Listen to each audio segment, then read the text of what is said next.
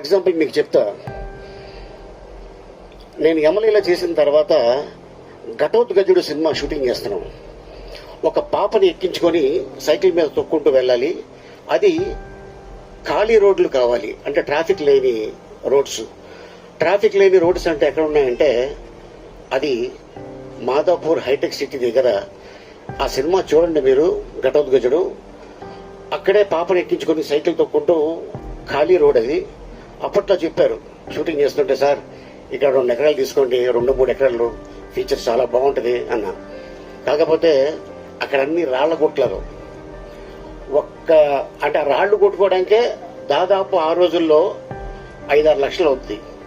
ఎందుకులే మనం ఏం కొంటాంలే వదిలేసాం. కానీ ఇప్పుడు అదే గుట్టలో, అదే హైటెక్ సిటీ దగ్గర ఎకరం 70 కోట్లు ఉంది.